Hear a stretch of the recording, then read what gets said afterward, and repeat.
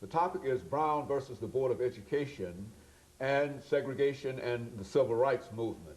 And we have with us to talk about segregation and the Civil Rights Movement in the context of the Brown decision of 1954, Dr. Revis Mitchell from Fisk University.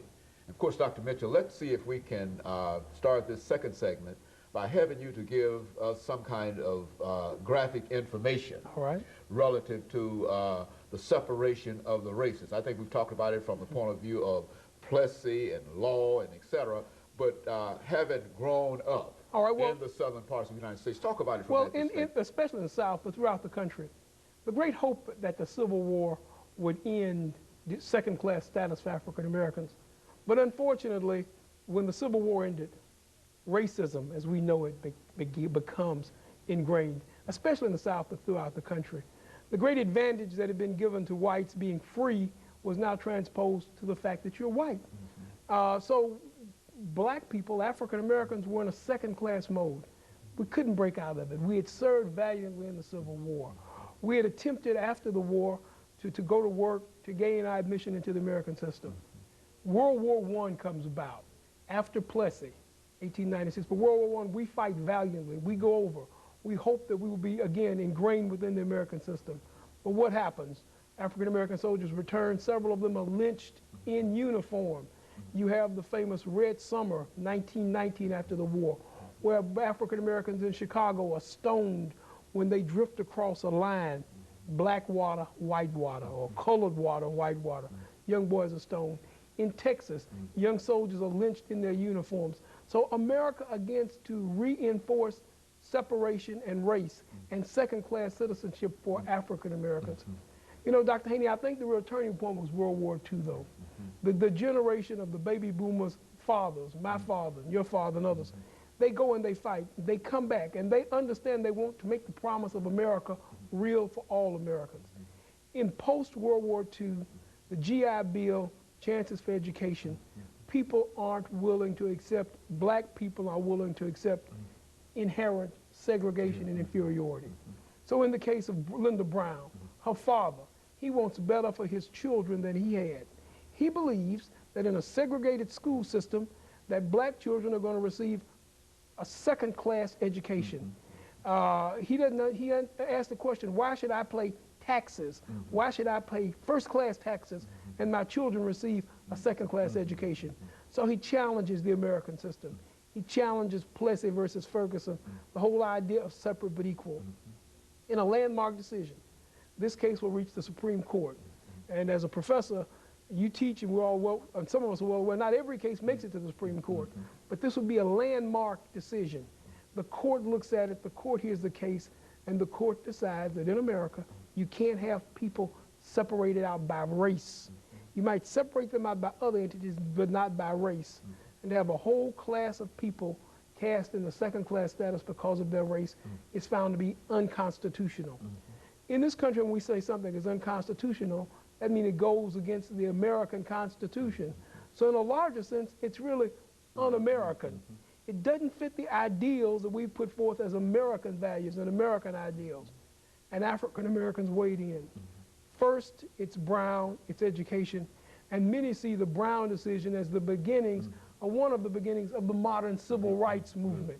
Because once these children enter these schools and they feel they're receiving a quality education, why should they then submit to second-class status?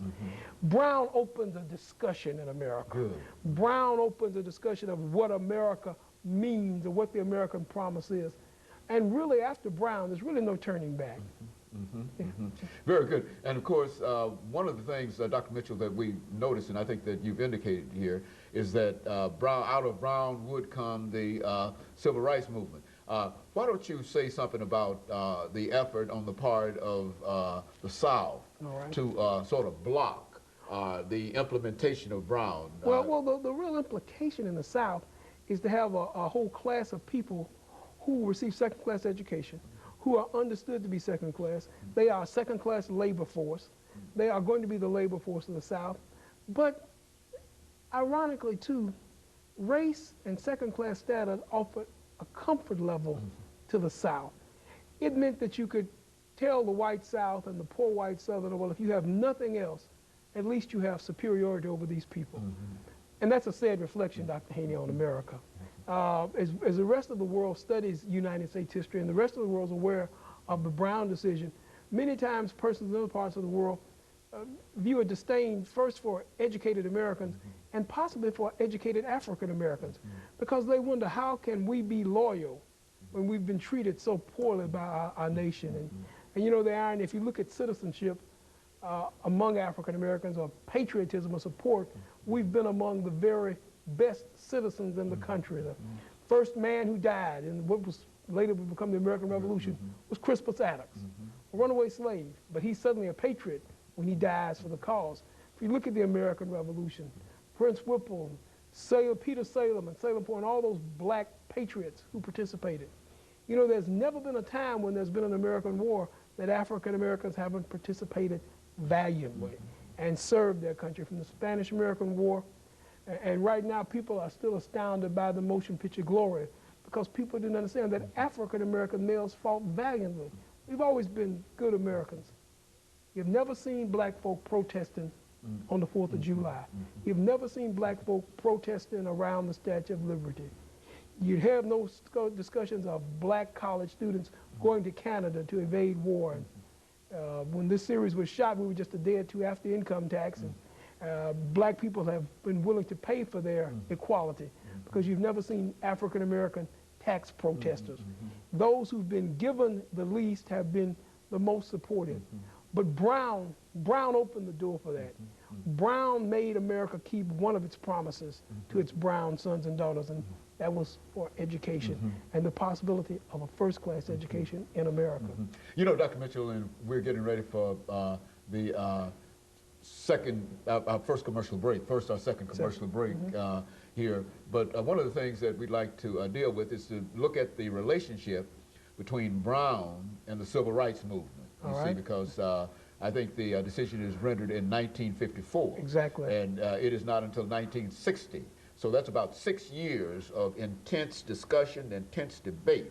But you also have time to grow 6 years of young people to become a catalyst for that movement. That's exactly it, and that's what we want you to speak to when we come back during this we will look at that. third segment about the impact that those long years before the enforcement had upon the decision itself. Of course, we'll be back with our audience following this very, very short commercial break.